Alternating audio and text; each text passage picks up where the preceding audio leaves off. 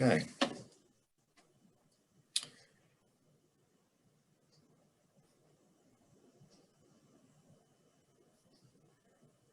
All right, so we're going to start, and I'm Tony, would you like to say anything first before I start, and then I'll unshare my screen so I can see everybody.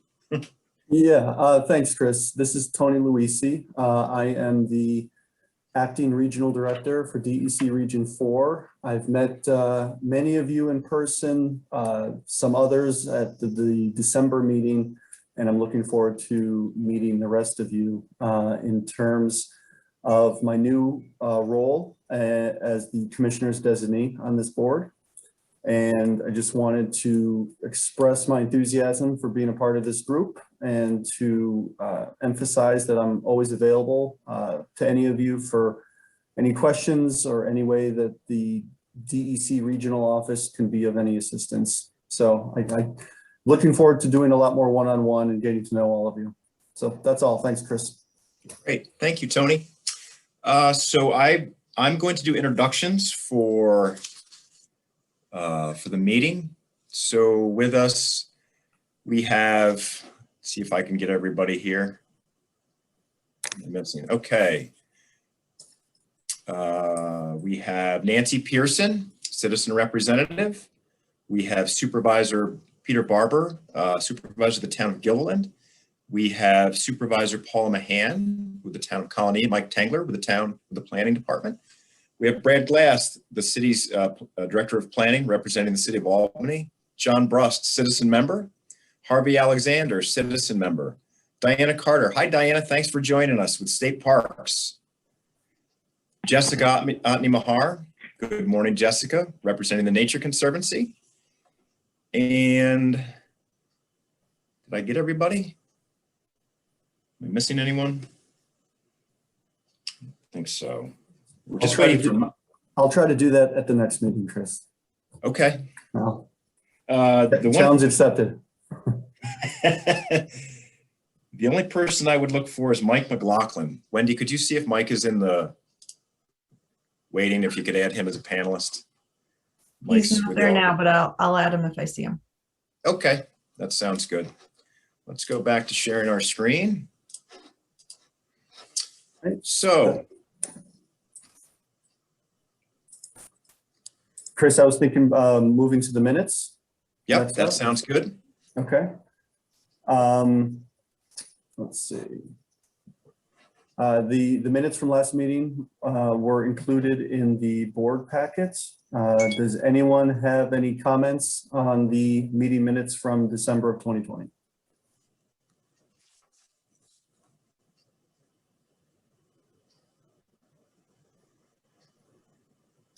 Hearing none, can we get a motion to approve the minutes? Brust will make the motion. I'll second. All in favor? Aye. Any opposed? Any opposed? Okay. Thank you.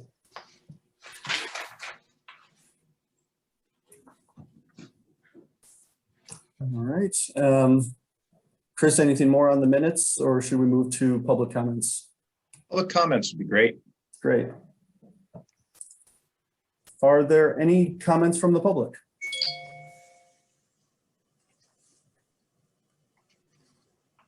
Penny Vavura is here with our friends group. Good morning, Penny. Good morning. How are you? It's good to see you. Sorry, I keep getting distracted because everybody texts me about, can I get in? Sorry. That's good to be the hottest ticket in town, right? Well, thank you again. I appreciate the opportunity to come talk to you. As Chris said, my name is Penny Vavura, and I'm the Vice President of the Board of the Friends of the Albany Pine Bush Community. So just wanted to give you a quick update as to where we are and what we've been up to. You will see our annual report will be coming to you post-meeting to give you the updates on the financial updates, as well as sort of a narrative of what we've been up to.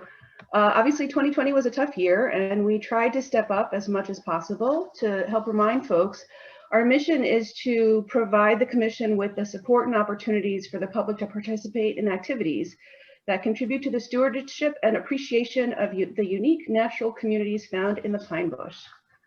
And so during this past year, what we've done is we've done some internal organizational things, but we've also tried to help on the programmatic side. So internally, what we've done is we've actually formed committees. So if anyone's interested in volunteering on one of our committees, please let me know. We have a social committee as well as a fundraising committee.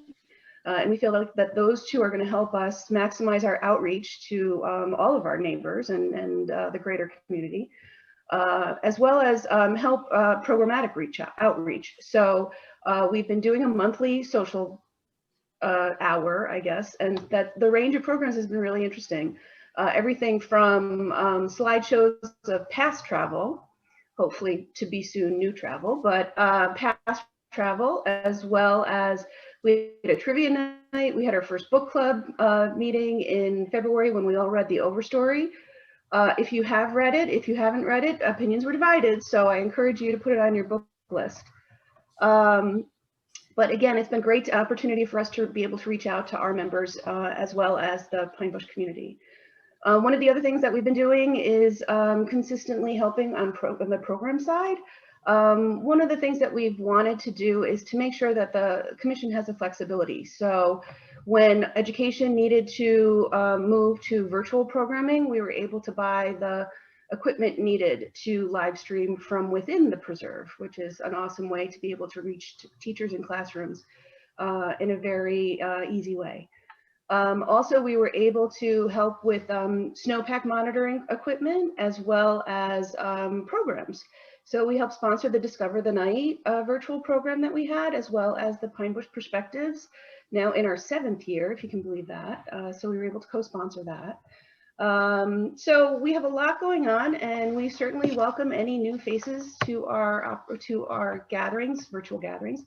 But also, just so you know, we want to reach out to those within our community and help them. So the Friends have instituted a bi-monthly volunteer session with the Regional Food Bank. So it's all about that big circle. So, but again, if anyone has any questions or if you'd like any additional information, please let me know. But again, thanks for the opportunity. Thank you, Thank you, Penny. Penny. That's great. Thank you, Penny.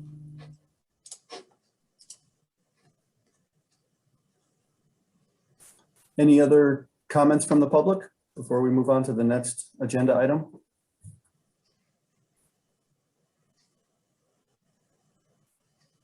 Okay, hearing none. Let's move on to reports. I do not have a report for today. Do any other board members have anything to report?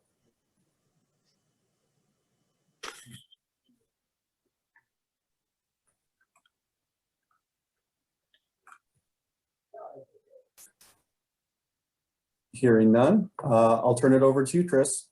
Okay. Sorry for the scrolling. I know it's a little dizzying. I'm going to focus primarily on the Pine Bush update here. Some of the things that have been going on in the last quarter. Certainly you heard back in December and in September the things that we've done. I hate to use that trite term that we hear so much in COVID, pivot, but we certainly had to pivot in how we approach our work here. Specifically in the education department, because the education department is what do we do is we interact with people. So we've done a lot of virtual things. We restarted our Teen Science Cafe. India Futterman is our science education specialist here. And she restarted our local chapter here, the Teen Science Cafe. And it's basically where you have teen leaders. It helps them with leadership opportunities. They lead the workshops, they lead these opportunities. And they bring in, it's a social event, and they bring in a local scientist or a STEM professional to share their work. It's really like a conversational, like a coffee club to really focus on things in science. We've got 6 school districts involved. So that's pretty neat.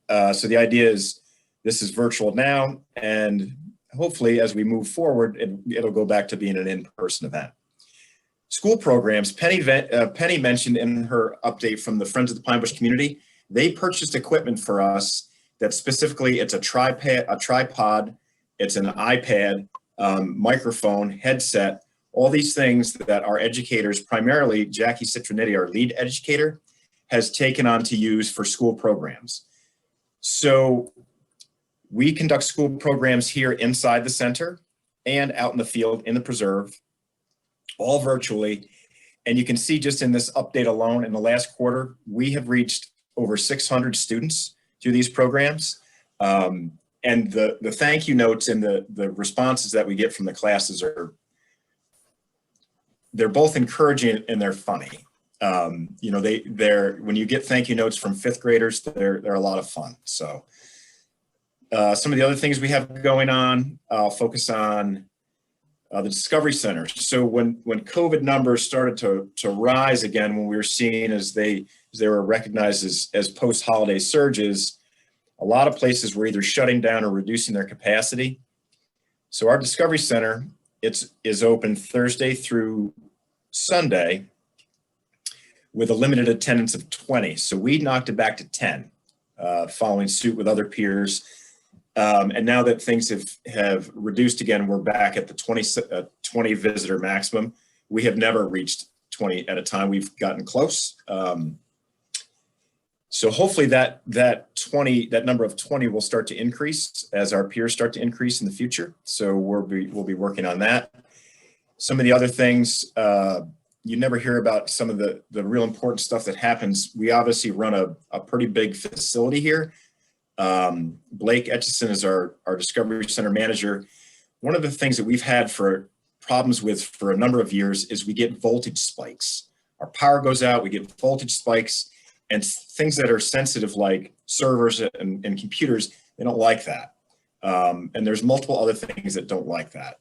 So we're installing what's called a transient voltage surge suppression. So basically it controls these surges. We've been looking into it for several years. COVID basically put it in the back seat, but we're doing it now. It was basically installed about a week ago. So that should help cure that. I just want to share on this Pine Bush Perspective. Again, the Pine Bush Perspectives is the photo exhibit. It's a juried photo exhibit that's now open again for 2021. But the Friends, this is something the Friends have always sponsored. And this year, instead of having the exhibit inside, we had it outside. So people could walk along the yellow trail behind the Discovery Center or blue trail, and you could see the photos that were chosen for the exhibit. And every year there's a People's Choice. And I'll see if I can share this with you. So you can see what the People's Choice Award was. I'll show you Facebook here. So here's our Facebook page. Can people see that okay? Yep. Good. All righty. So that is the People's Choice Award. It's called a lowercase j. Obviously, it's a young blue jay. So I will go back to the update. I thought that was both cute and appropriate. Some of the interesting things, I asked Wendy to put together some numbers for us. Wendy, our communications director, like what do the numbers look like? How many people are we reaching with our boosts in Facebook and boosts in social media and how we're doing things? Lupin Fest last year, 2020, the first time we had to do a virtual Lupin Fest, which we're preparing for again in 2021, social media reach of 218,000 people. That's pretty significant.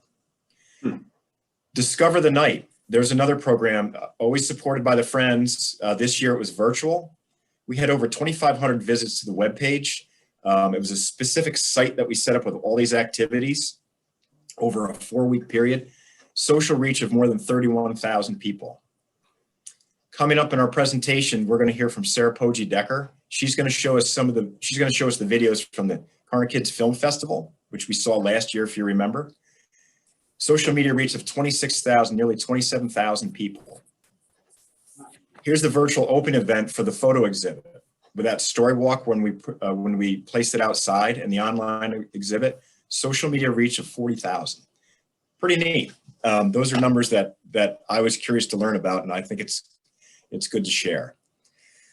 Okay, and I'm going long on this a little bit because it was recommended to me in our audit committee that Chris, our agenda is a little dry. There's things that we have to get through, but let's talk about some of the interesting things staff are doing. So if I get too long-winded, cut me off. Fire season. We didn't have a fire season last year, primarily due to COVID, except for early in March. Right before COVID hit, we conducted 3 burns.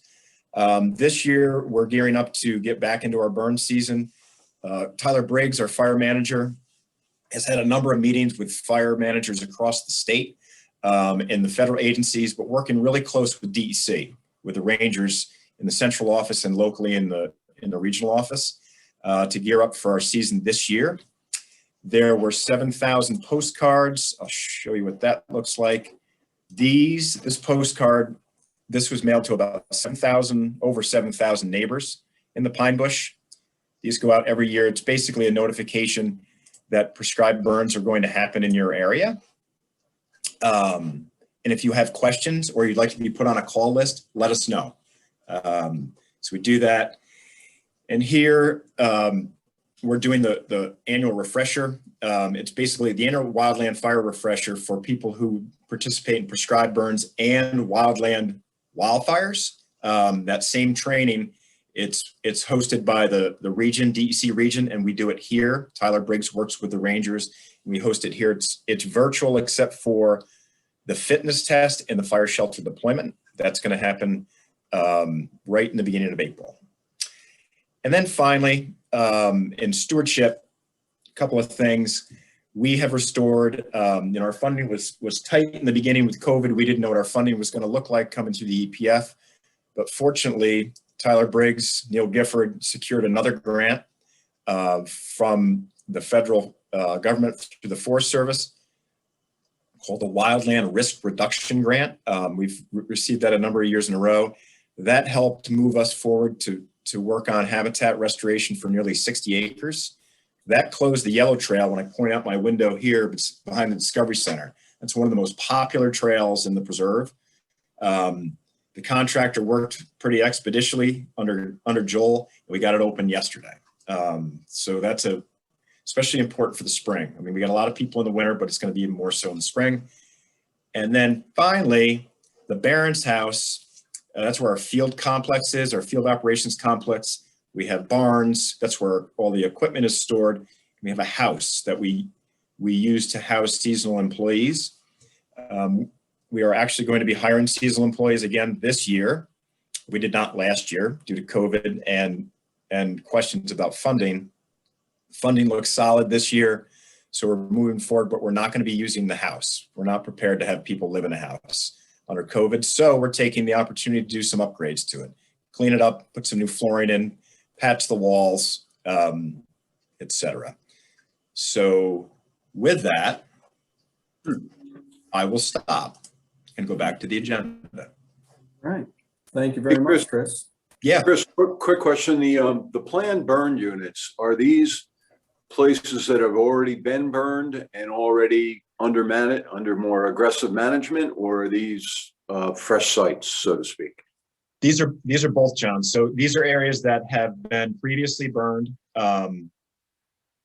or in the restoration phase where they've been planted and they haven't been burned yet. But most of them have received some level of fire management.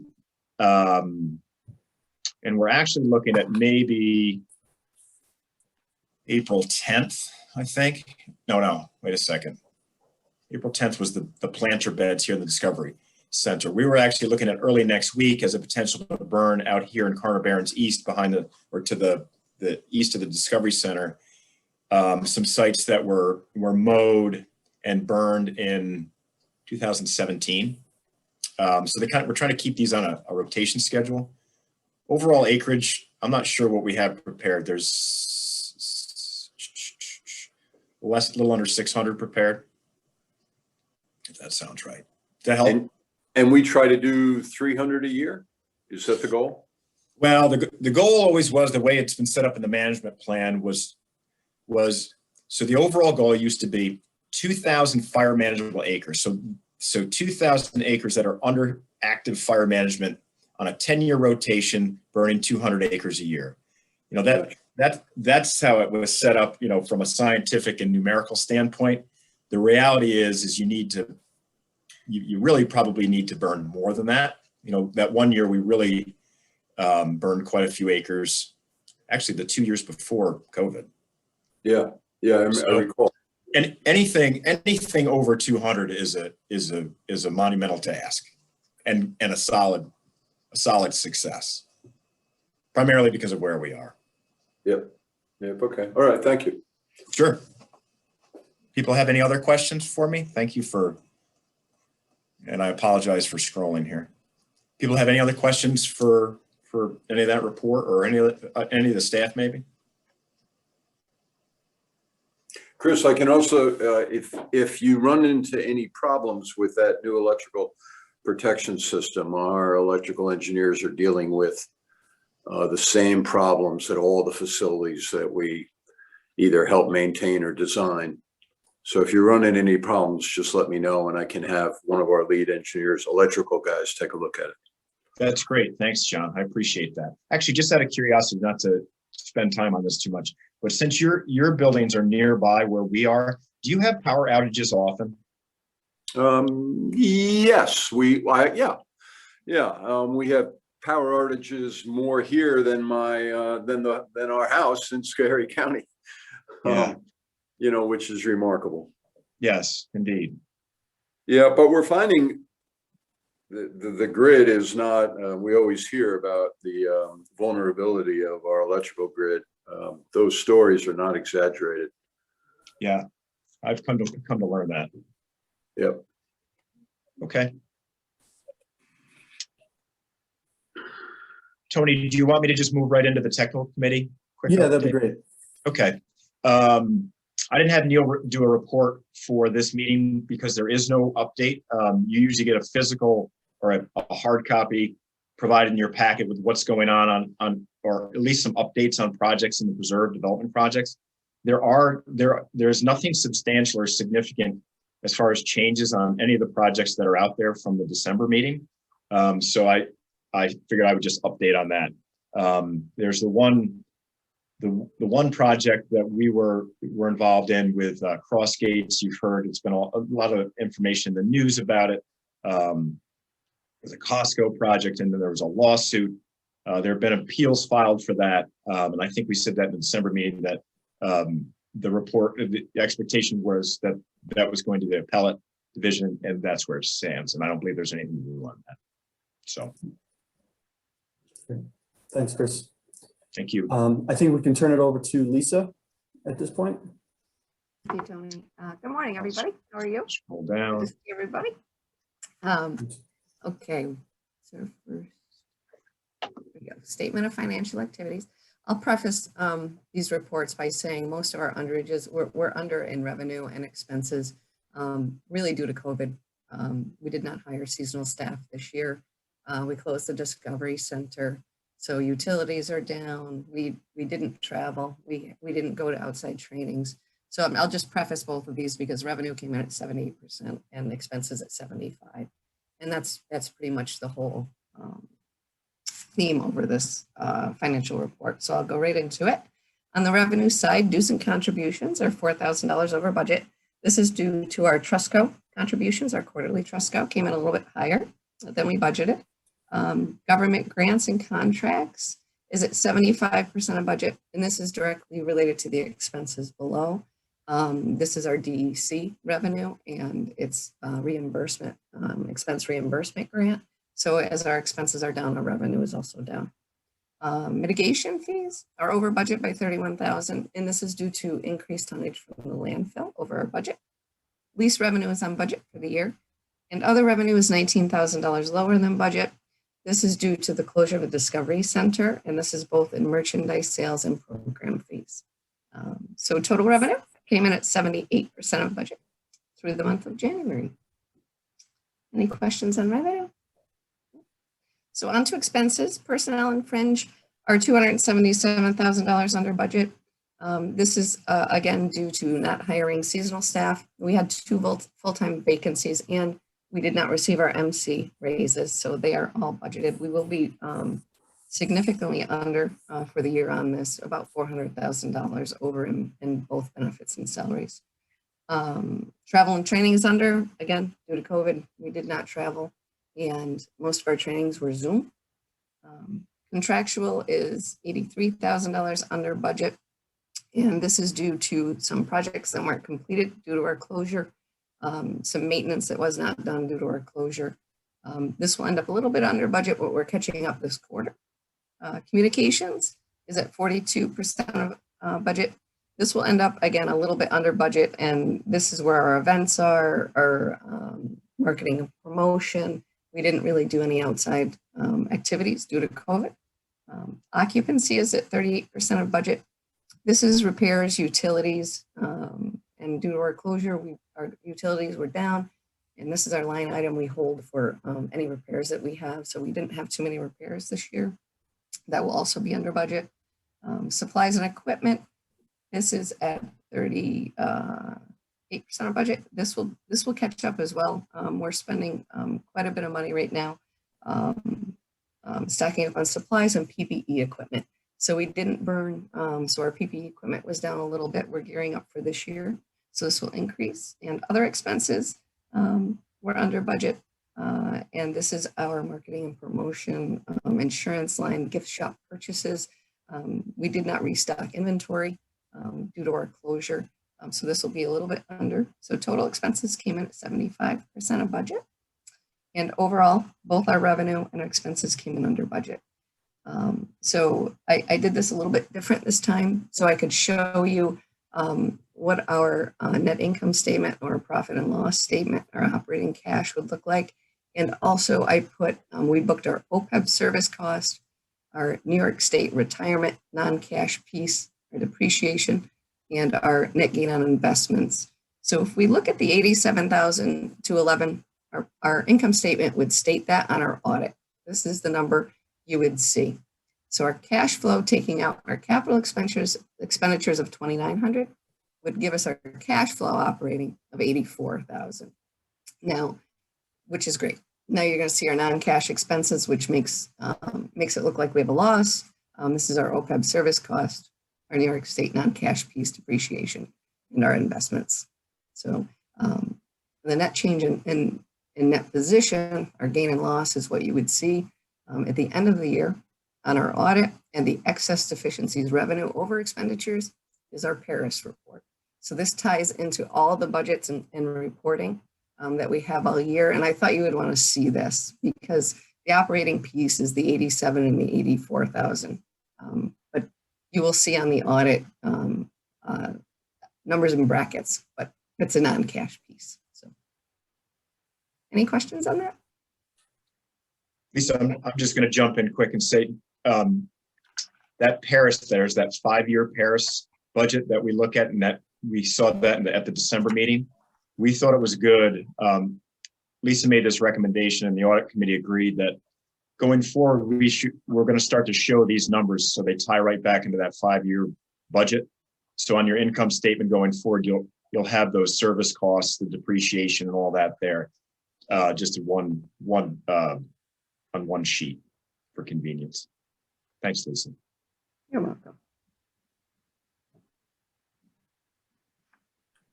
Any other questions for Lisa before we move?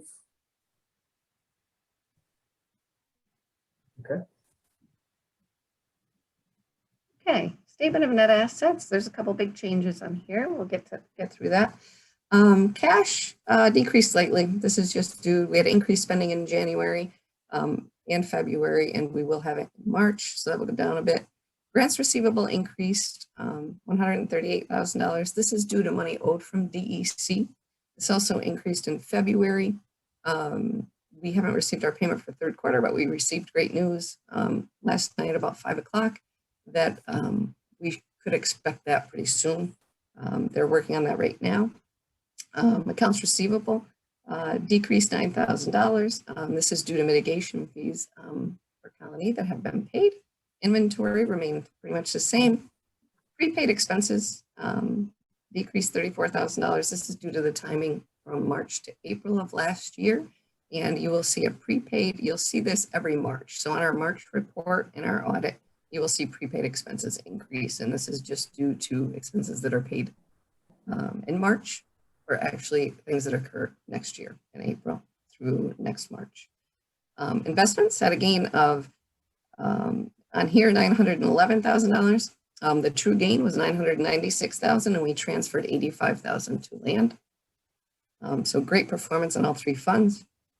Capital assets decreased $217,000, and this is due to monthly depreciation of $220,000 overall this year, and the Barron's house remodel, which Chris mentioned, of $3,000, and that will increase a bit. Land increased $85,000. This is due to the purchase of 2800 and 2810 Curry Road. And deferred outflows. So this is one of the big changes, which you'll see the offset to that is going to be the New York State pension liability below in liabilities. So you see a big change of $701,000. This is the reporting requirement for GASB 68 and 71. It's the actuarial report that comes directly from the New York State retirement system. This number of $1.04 million is made up of a cash payment that we pay the retirement system of $170,000 and the difference in projected and actual investment earnings. So that was $877,000. And you'll see that on your report that we included in the packet. One of the big reasons for the change below the net pension liability is a discount rate changed. And what that discount rate is just another name for is our rate of return. So as that goes down, as interest rates go down, our current liability goes up because you don't have that much time. You don't have that much to make in 20 years. The interest rate goes down, you earn less over time. So that's one of the big changes you'll see that affect both the OPEB liability and the New York State liability in the retirement fund. So overall, our total assets are $1.5 million in change. And any questions on that? That's due to pretty much an increase in the deferred outflows and our investments of $911,000. So any questions on that? Okay. Liabilities, accounts payable decreased slightly. This is just due to accrued expenses being paid. Deferred revenue actually increased $6,000. We had an advance rent payment from TNC that I flipped over in February, and a reclass of colony mitigation of $9,000. New York State pension liability. So here's the other side of that $701,000 in the asset above. This is just an increase of $975,000 due to, again, the rate of return decreased.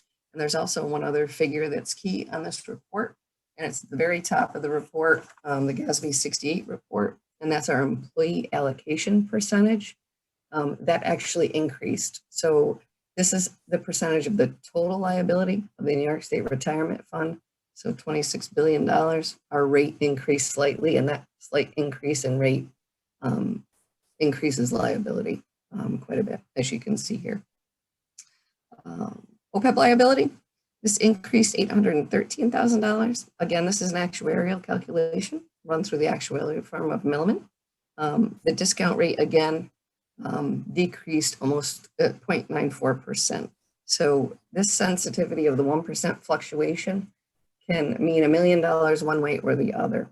There is a footnote in our audit every year for both the OPEB and the New York State Retirement Fund for a 1% decrease and a 1% increase in that discount rate, which yields $1 million more in liability or $1 million less.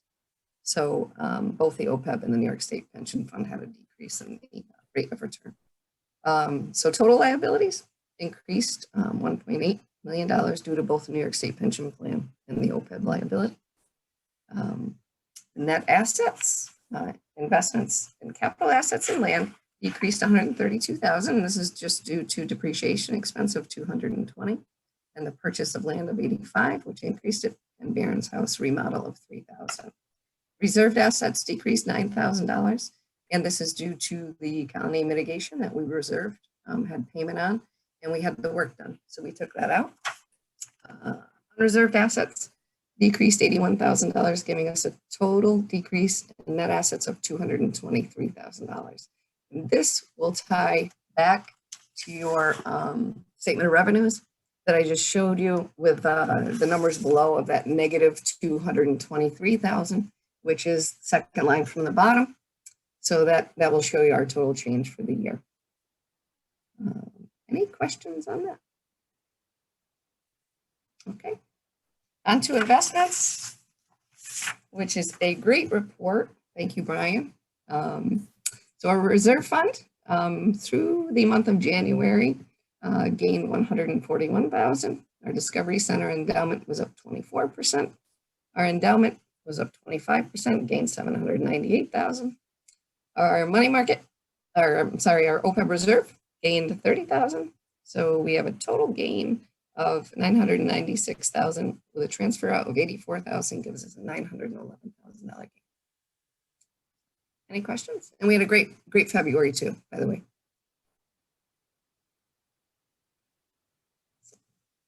Thank you. Thank you, Lisa. I believe that brings us to presentations. Starting off with key privates. Can I jump in just for a second? I'm sorry, Brian. I just wanted to say hi and welcome to Mike McLaughlin of Albany County. I saw you come in before. Thanks, Mike. Sorry, I was late, guys. That's fine. Sorry, Brian. No, it's Floor is okay. yours, sir. I'm just here. It's your meeting. So I'm going to go ahead and share my screen. Okay. See if I can actually pull this off. Here we go.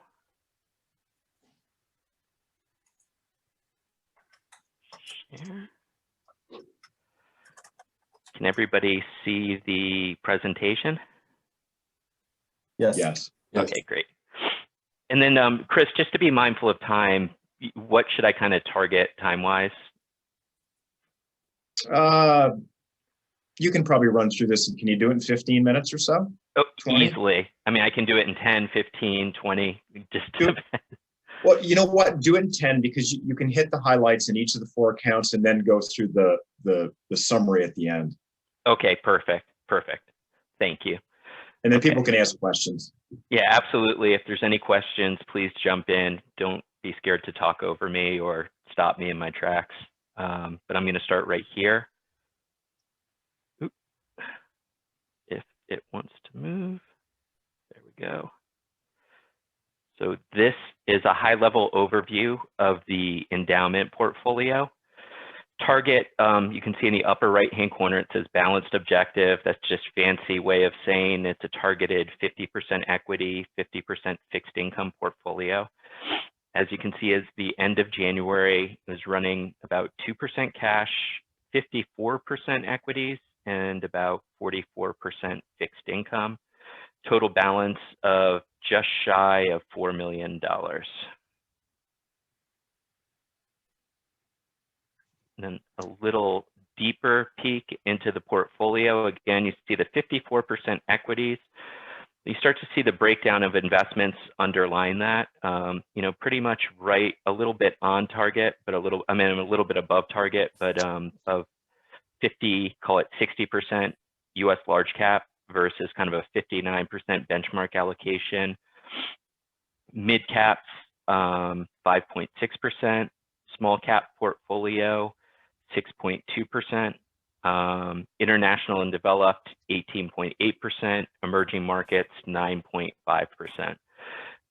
And, you know, some of the things that we're looking at and seeing in, you know, the global and national economy, you know, I'll touch on this at the end, is where, frankly, so when we rebalance the portfolio, we'll be taking the US large cap down to its benchmark allocation.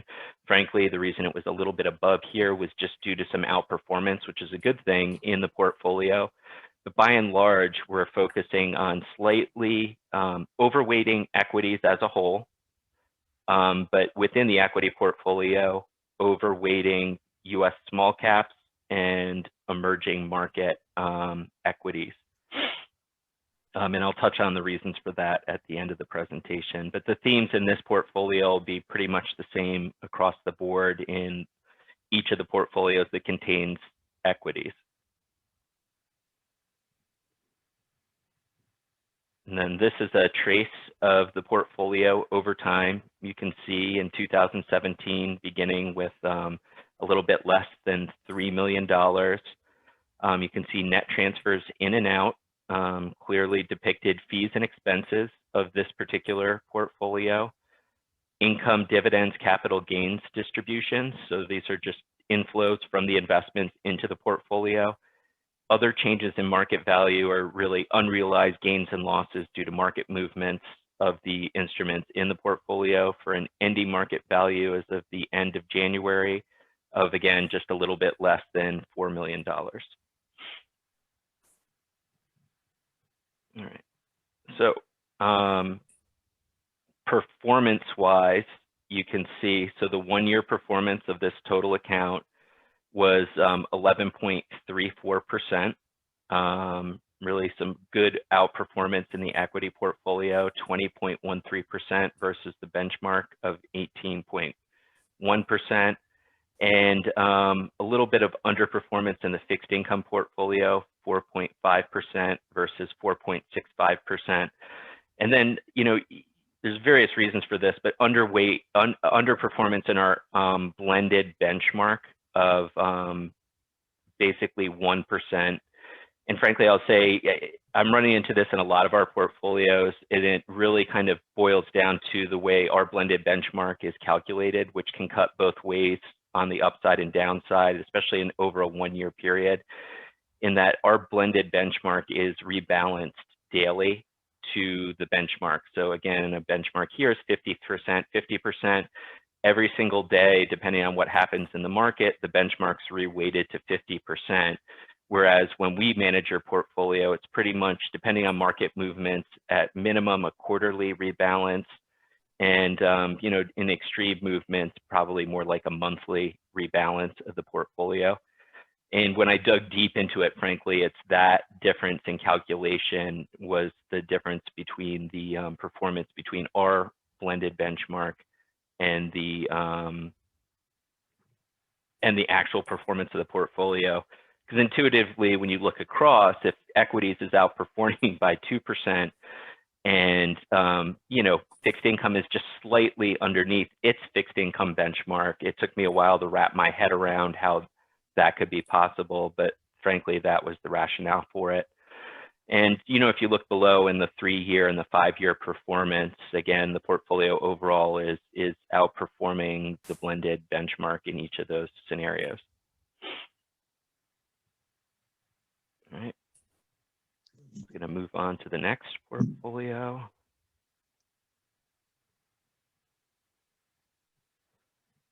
So this is the reserve account, and this is 100% fixed income. Again, the reserve is running roughly $3.9 million or $3.95 million as of the end of January. Again, a little bit higher cash balance here, 4%, and fixed income portfolio of basically 96% of the portfolio. And here, you know, because there's no equities in this portfolio is why I didn't get into the various kind of overweightings, underweightings in the portfolio, because it's 100% fixed income. You know, beginning balance as of the end or beginning of 2017 of $3.3 million. Again, all the clearly depicted inflows and outflows of the portfolio over time for an ending balance as of the end of January of, again, $3.95 million. Oops, excuse me. So performance, again, here you can see over to the right is our fixed income portfolio, 4.5% versus the blended, or the actual, this isn't a blended benchmark of 4.65%. Some slight underperformance there. And again, in the 1 year, 4.18% versus the benchmark of 4.53%. The difference here is the left-hand side contains a cash component, whereas the right is just purely the fixed income portfolio. And frankly, over the last year, the reason for the slight underperformance was just an underweight of interest rate risk or underweight of duration in the portfolio. all while, due to the, COVID pandemic conditions caused interest rates to come crashing down and, really across the whole yield curve. And in that kind of scenario, being underweight duration or underweight interest rate risk, does kind of hurt your performance. And it's almost similar to what Lisa was describing in terms of the, what I was going to say, the actuarial calculations of the liabilities being affected just due to interest rates being extremely low versus the prior year calculation.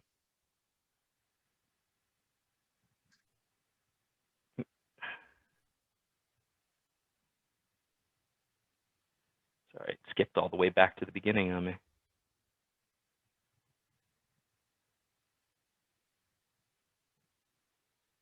There we go. Here's the Discovery Centers portfolio. And again, similar story allocation-wise to the endowment portfolio. Just the big difference is the sizing of the portfolio and the components underlying it. So the endowment portfolio, due to its size, we can make use of our, for US large cap equity exposure, make use of our core equity strategy.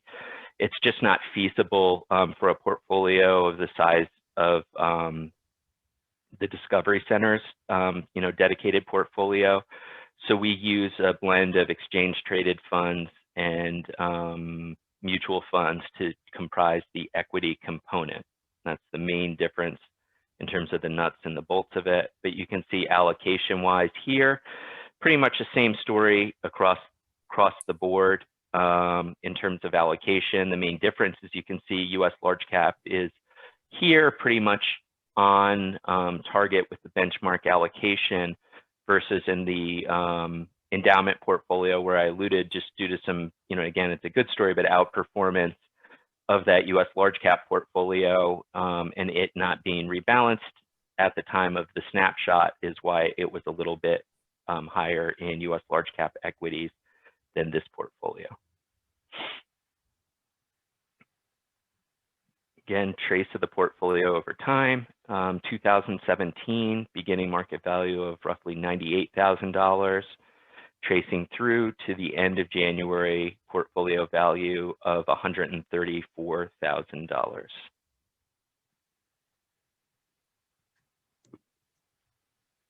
Sorry, hit the wrong key. And again, performance on the 1-year basis, 11.4%. Again, you can see pretty much similar story in terms of underperforming the blended benchmark. And this is, in this case, really similar story, but different story a bit to the endowment portfolio.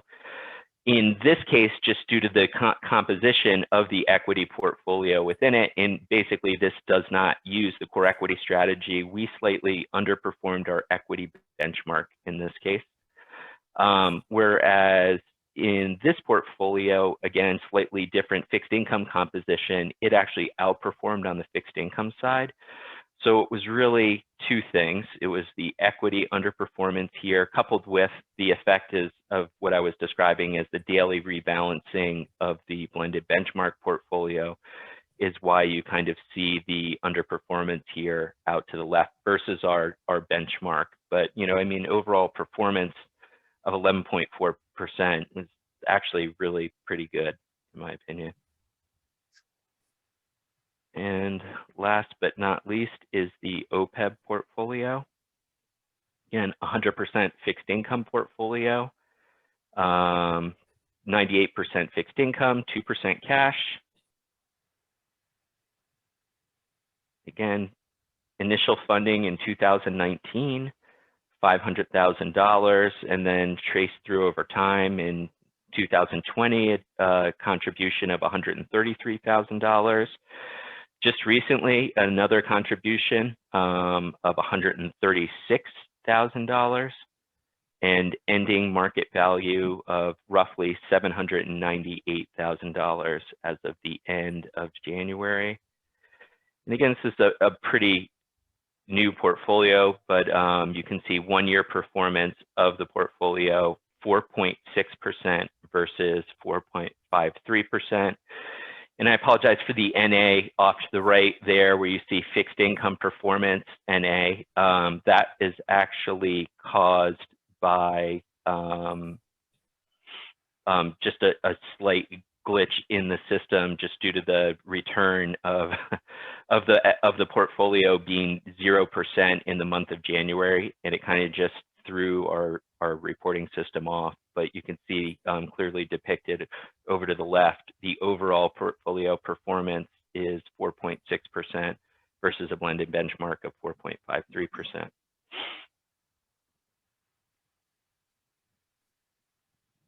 And then, so key takeaways, and I'll be brief here. So basically, you could see from our positioning in the equity portfolio that we are constructive and have been constructive on the equity market versus fixed income, and that's why we're overweighted. It really comes down to several things. The ongoing stimulus running through our economy. At present, the accommodative fiscal policy, clearly I believe, or many believe over the next few years, that'll change just in terms of raising of taxes and stuff. But again, that's typically not immediate, and especially kind of under current conditions. And also the low interest rate environment that we're continually in, just being accommodative to, equity growth. And then the final piece was in October, there was a subtle change in the mandate of the Federal Reserve in that they still have pretty much the same overall objectives. There's just a few hard kind of cap targets taken out that of their mandates that have kind of given the governors, a little bit more leeway in their decision making. So if kind of the economy is growing faster than a certain percentage, previously they would have, almost robotically had to have begun to raise interest rates. Now it kind of gives them the discretion to kind of let things grow a little bit quicker, a little bit longer than might have been otherwise. Now, again, it is their discretion. They might choose to raise rates, but that's a little bit different than having to do it just by virtue of a specific mandate. And that's why it kind of has many speculating that that's exactly what they'll do. It was kind of almost reiterated yesterday, with the, what do I want to say, the news release coming from the Federal Reserve, again, that they're mindful of the seeming high growth rate of the economy, but they're not interested in raising interest rates anytime soon. So it's kind of in that environment is where, we begin to think about possibly inflationary pressures a couple of years out, and inflation's not something we've really seen or experienced over the last 10, 20 years. I mean, obviously through the 70s and early part of the 80s, it was clearly a prevalent force in our economy. But also kind of being very constructive on small cap equities, and also emerging market equities tend to outperform in that type of environment. Sorry, I think I went a little bit over 15 minutes, so but that was all I had. That's okay. Hello? Thank you, Brian, on that. Hey, I'm in the middle of the board meeting. Hang on. Sorry, stand by. That's okay. If anybody had any questions, feel free to shoot. He's the. Or in this day and age, I suppose I should say ask. That's not not an appropriate comment. we might need to get it in March. So Brian, towards the end of that slide, you say consideration of additional investment tools may be needed to counterbalance inflationary pressures. So that would be the small cap and foreign equities that you mentioned? Now, interestingly enough, so in that case, we're looking at implementing what we would term a real asset basket to our clients' portfolios. Now, you're already partially invested in that, and frankly, and that would be the one part that, it's clearly within your investment policy statement, internal investment policy statement, and we began investing in U.S. Treasury inflation protected securities, otherwise known as TIPS, basically over the summer in 2020. And frankly, what they are is they're linked to, their interest rate is linked to the CPI. So in an inflationary environment, as the CPI begins to spike or increase, their interest rate on the bond actually floats with that and begins to increase as well. And that's what that is alluding to. You know, and interestingly enough, I mean, we've had a back and forth, and I know we just provided Lisa and Chris with some information. Because we're specifically breaking those out as part of this basket, we had a reporting change on our side where they began reporting that segment of the US Treasury market as a separate asset class called real assets. The other component of that, which I wouldn't recommend for you guys, is would be commodities in gold. Specifically a gold exchange traded fund. And then also, basically they have some different types of assets that are basically linked to contracts that kind of float with, again, inflationary pressures. You know, many of them almost kind of along the lines of securitizations of, what do I want to say? Like toll roads and other kinds of contracts of the nature. And again, I think we're already have kind of implemented the part of that I think is makes sense for you guys and is clearly you know, within your mandate. But that's a great question. So basically, it's in other ways, shape and form. It's a interest rate it's an inflation hedge that provides some kind of near-term income for the portfolio as well. Thank you. Chris, do you think we should move to Sarah? Yeah, are there any other questions? Actually, one thing I will add, in Brian's summary right at the end for the fourth account, the new OPEB account, that 136,000 that he showed under the year-to-date section that transferred in, that's based on the 4% that the board passed a resolution in December for us to move, as we do annually, from the endowment income into the OPEB account to fund the account every year, just as a summary. And that was also shown on the income statement that Lisa talked about.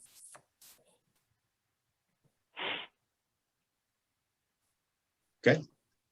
We're not Thank you, holding anything in we're not holding thank you. anything in GameStop, are we, Brian? I'm sorry, what was that? We're not holding anything in GameStop. There's a mention of it on this slide. No, you're not. Okay, No. thank you. I'll stop sharing. There. Thank you.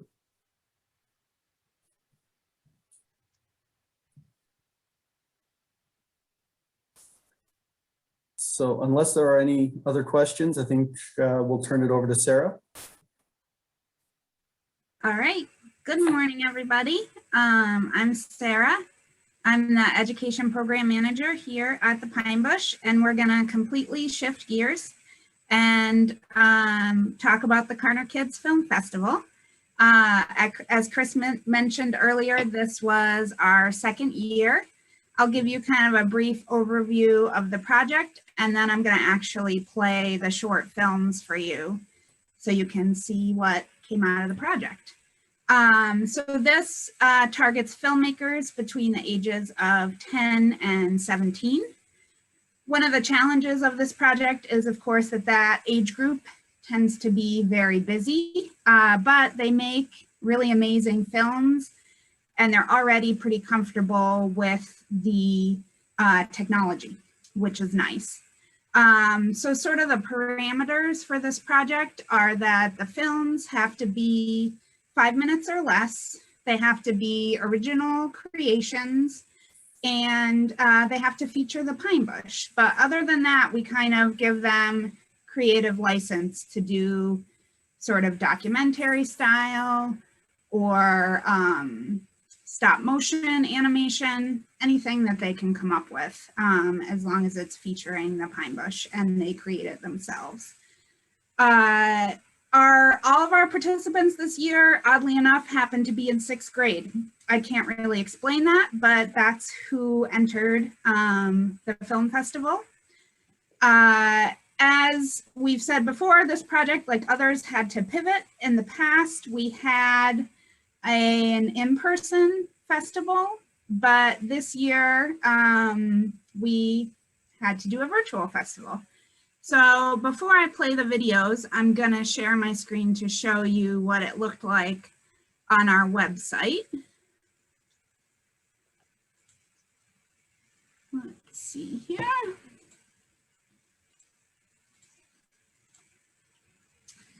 So on our website, we had a welcome from me. We also had a really nice little film for the filmmakers done by Deb Gedeke of Film Albany. When we had done this project in the past in person, she was involved and came to our in-person event. So we were excited that she was still willing to participate virtually. We had the films, of course, here that people could watch, and we had some tips for folks on how to make their own short films. Since it was all virtual, I did something a little bit different this year, where I interviewed each participant for some questions about themselves, and then I made kind of a little introduction to each filmmaker, which you'll see when I play the video. You'll see their intro and then the film that they made. Also, before I play the films, I just want to mention that I had help, of course, on this project. Erin Keinel and Wendy Craney helped me, and other staff helped kind of get the word out as well. So I'm going to go ahead and show you. Let's see. The films.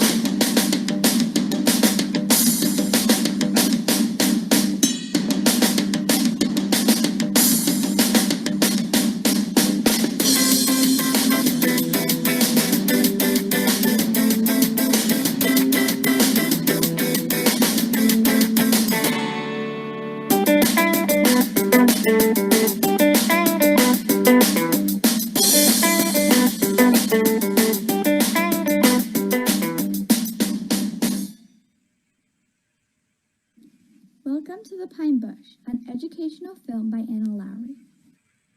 Part 1, Landforms. The Pine Bush is home to many different types of landforms, including ponds, hills, streams, and barrens. All of these landforms are home to different plants and animals, and they all serve an important role in the ecosystem of the pine bush.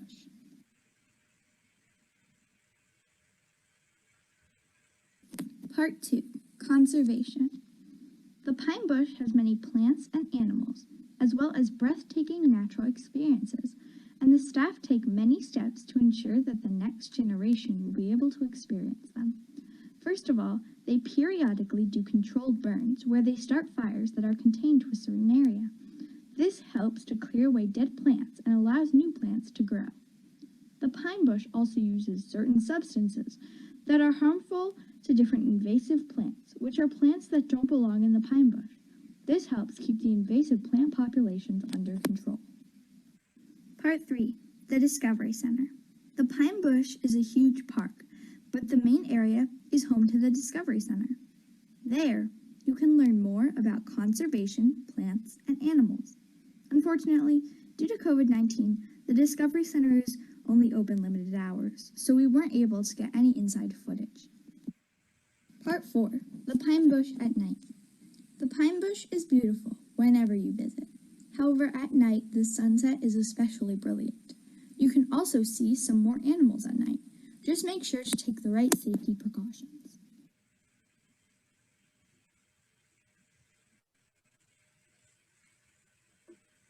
Part 5. Plants and Animals. The pine bush is home to lots of plants and animals. Kinds of plants include the pitch pine, shown here, sumac berries, and American chestnut trees. Types of animals include red-winged blackbirds, swamp sparrows, and American woodcocks. All of these plants and animals are around the park, a map of which is shown here. So, as I have expressed in this video, the pine bush is a very beautiful, natural place that we need to protect, learn about, and visit.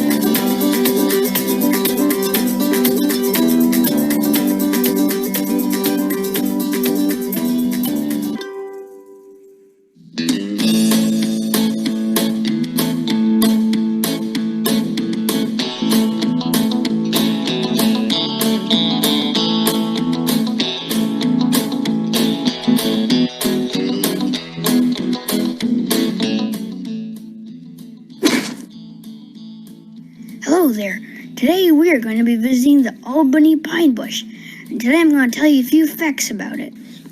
Do you know what surrounds the pine bush? Trees! Lots and lots of trees. But how can you tell how old they are? Well, you can look at how deep the cuts in the tree bark is. The deeper, the older the tree. And where can you find all these trees? On the trails. There are a variety of different trails, long and short. Check the map at the trailhead to see what trail is best for you.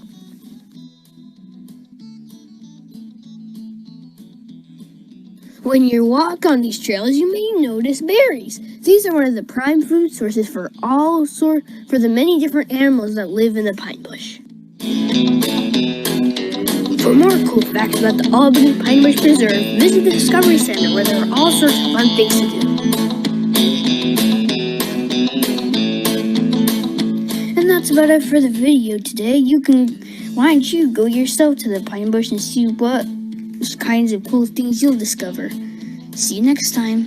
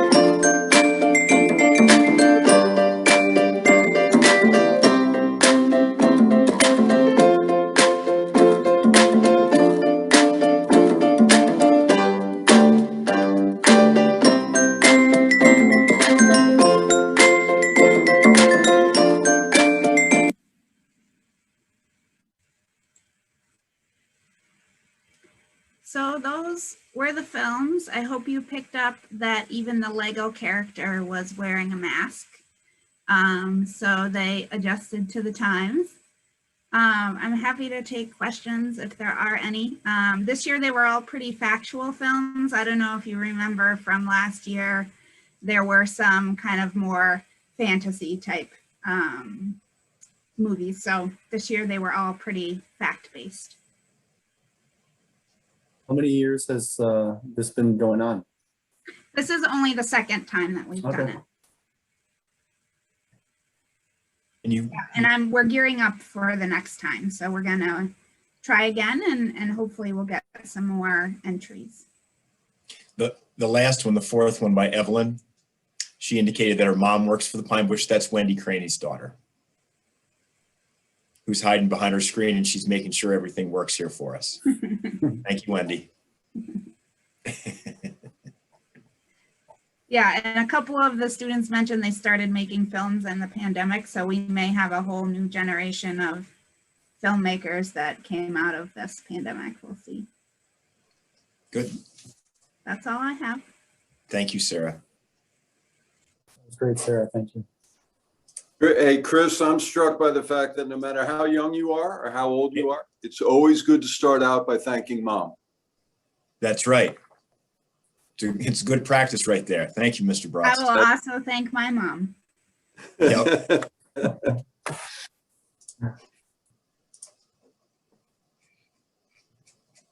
Okay. All right. I think we have a few action items and needed resolutions that we need to get through on this meeting.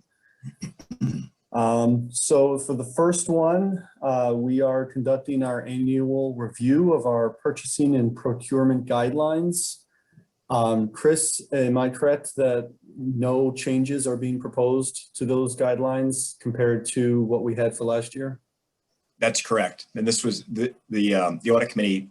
This was provided to the audit committee last week, and they had no recommendations for changes at this point either. So the guidelines have been included in the board materials.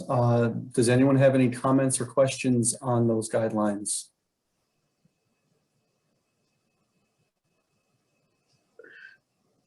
And Chris, have these been reviewed by legal counsel to confirm that to the extent there may have been any changes in the law, that those changes would have been reflected in this? These have not. Nope. They were when they originally adopted. Okay. They are reflective of the most recent information that is on the authority's budget office website. Okay. DPO. So can we get a motion to adopt, a motion to resolve to adopt these guidelines for this next year?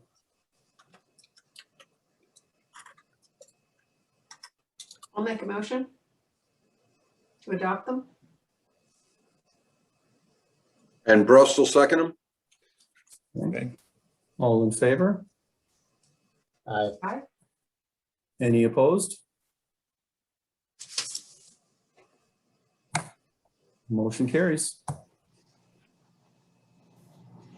Moving on to the next action item. This is our annual review of our investment policy statement. Chris, are there any changes being proposed this year as compared to the policy statement from last year? Nope. They are the same. And again, these were provided to the audit committee, and there was no recommendation for changes from the audit committee either. Chris, may I interject Yes. that for a minute? Yep. Ryan talked about reclassing the tips, and they relabeled them as real assets, which aren't part of our IPS. Yep. So when we look at the materials that they provided, even though it's a fixed income account, they broke it out and created another term for it. We might have to add that term real assets in here solely for tips, not any real estate transactions, not commodities, not anything like that. Yep. Yep, exactly. So what we would do is we just got that information yesterday, I believe, from Key. So we'll look at that and we can consider an update to this. The audit committee will look at this at the June meeting for potential modification. Actually, Lisa and I will. And if we have recommendations, we'll put that to the audit committee, and then the audit committee would recommend to come back to the board in June to add some possible additional language. No change in investment, how the investments are how the funds are invested, but the language itself may change to make sure that we're following the same investment policy. Any other questions or comments on investment policy? I think we had a motion to adopt from Nancy. And do we have a second? Or did we have a second? I'll second. All in favor? Aye. Aye. Any opposed? Motion carries. So action item C is our multi-year contract with the New York Natural Heritage Program. And Chris, can you talk a little bit about this in terms of, just in case anyone isn't familiar, what this land cover image classification product is and how we use it? Yep, absolutely. So we have worked with the New York Natural Heritage Program before to update image classification. So basically what this is we're acquiring satellite imagery, looking at vegetation, obviously from a satellite view. And the Heritage Program goes through and identifies, using computer interpretation, interprets what all these plant species are throughout the preserve. And it helps us compare the last time we did this to now.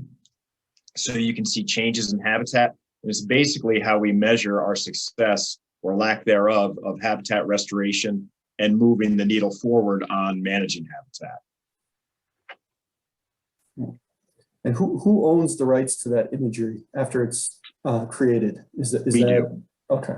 The commission does. So the commission will own the imagery, and then the Heritage Program then provides this interpretation for us, and then we own that too. And are there any restrictions on our use of that imagery after we own it? Can we disclose it? Can we share it? Can we? We can. Okay. Yep.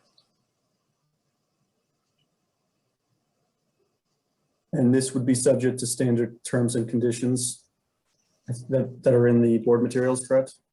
Yes, I can scroll down here. I'll do it quick. So that's our contract template. So there's the all standard, our contract template. And then there's Appendix A and Appendix B. Those are the standard clauses. Appendix A are the standard clauses for all New York State contracts. And then Appendix B are the standard clauses specifically to the Pine Bush Commission, which are they're reflective of DECs. We use DECs as a template. We can scroll down to that too. There. And this requires board approval because it spans over 2 fiscal years. So it starts in October and it goes into next June of 22. And it's all based on go ahead. And the maximum payable is the $28,987 for the entire contract term, correct? Exactly. Okay. Find that right here. There we go. There we go. Yep. 28,987. Not to exceed.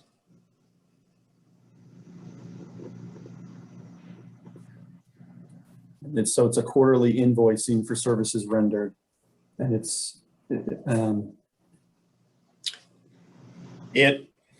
depends. They may invoice us every 6 months or at the end of the project. They just can't, in the way it's written here, they can't do it. They can't invoice any more than quarterly. Right.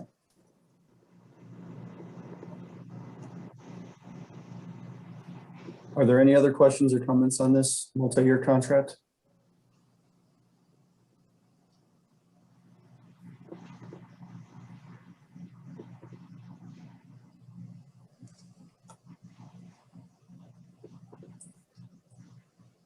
And it's the signatory, so it's the Research Foundation for SUNY. Is that from a different version? Yes, no. So the New York Natural Heritage Program used to be this kind of hybrid organization between DEC and the Nature Conservancy. And they were somewhat of a related entity like we used to be when we used to have this relationship with TNC. They were TNC employees, but had funding through, well, primarily contracts like this. That's how they survive. And they needed to find a new home, much like we did back in 2009. They did so after the fact, but they live, if you will, within the Research Foundation. So you see.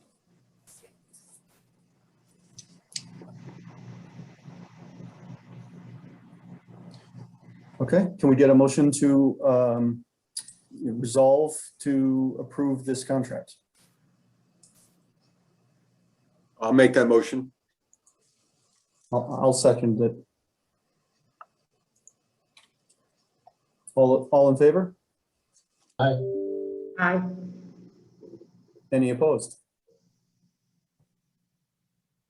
Motion carries.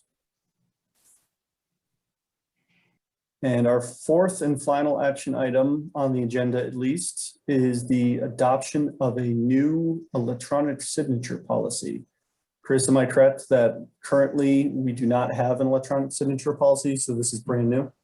This is brand new. So based on strong advice from our audit firm, Wojcicki, that if we wanted to use electronic signatures, we need a policy, and it needs to be board approved. So this policy is one. Lisa did some research for us, found one that seemed applicable.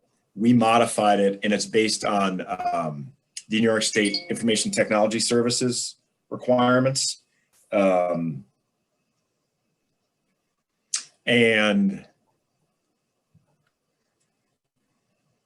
sorry, distracted. And it was reviewed by council. So we haven't chosen which one we would use. We're working with our IT company. It's been recommended to look into DocuSign. Probably the most effective, least expensive, least complicated, that meets the needs of the signature policy, which is here. And would that be the same approach for everything that's signed electronically, regardless of the formality of the document? Or is the idea to have some flexibility for different options depending on the type of the document being signed? I think we'd like to have some flexibility depending on the document that's signed. I can see Frank. Chris, go ahead. Chris, we can, here at our business, we can do electronic signatures, but our policy is that we get the old-fashioned signature whenever possible. Would that be the case, Pine Bush? Yeah, so for the vast majority of time, the only person who can actually execute anything for the commission is me. And I do that under delegated authority through the bylaws. So the chair has the authority to sign things, and the executive director has them under delegation. Most of the things I see going forward, I'm going to sign physically. I sign all of our checks physically. We're going to continue to sign checks physically. For the most part, we're going to sign contracts. We're going to sign. It's just so we have the option if we need it. It's kind of like, the pandemic threw everybody in, like, what do we do? Although, it wasn't that big of a problem when Lisa, Patty, our office manager, and I were home at the end of the fiscal year last year when everything hit and we had everything to do at the end of the fiscal year as far as finance and documentation, because we have scanners. So that worked, but this would just be another option for us. How often do you sign documents, Chris, that also need to be notarized? Very rarely. Less than 2 or 3 times a year. I mean, the one things that I've signed most recently that require notarization are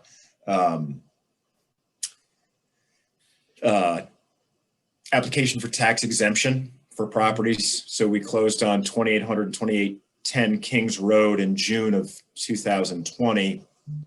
And because it's a new acquisition, you have to submit the paperwork to the town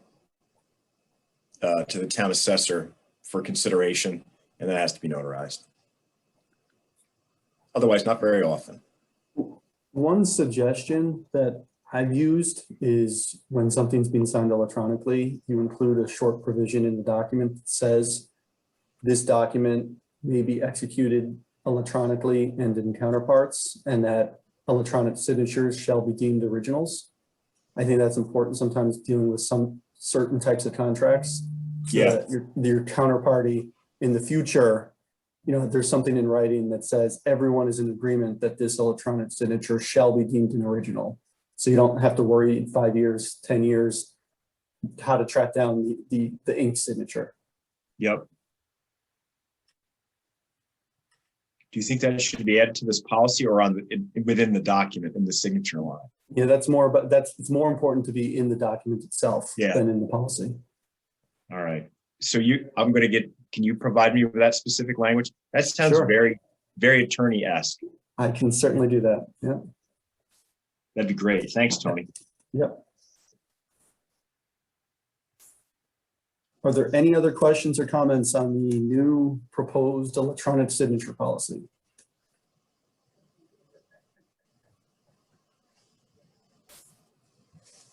Can we get a motion to resolve to approve and adopt the policy? I'll make the motion. Ms. Brad? I'll second it.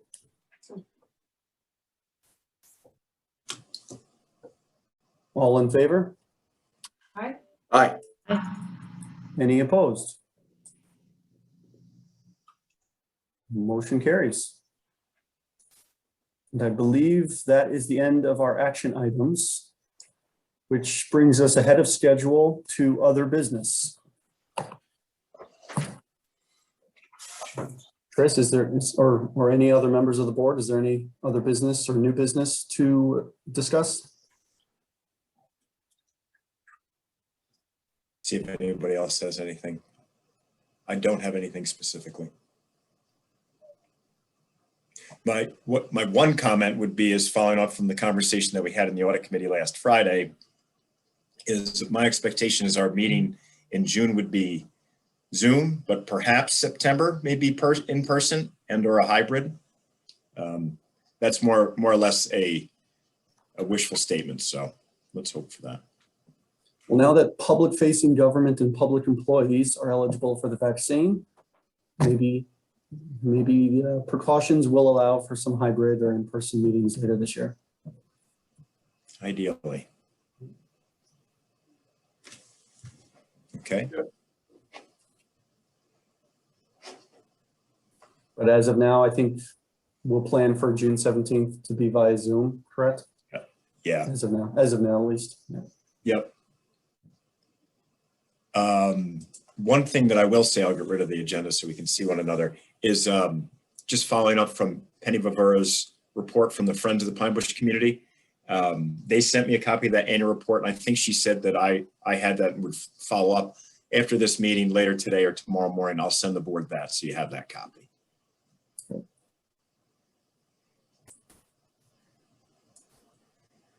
All right, before I ask for a motion to adjourn, is there anything else?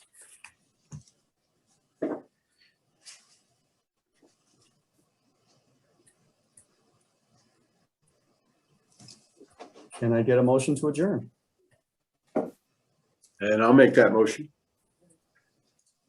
I'll second. All right, we are adjourned. Thank you, everyone.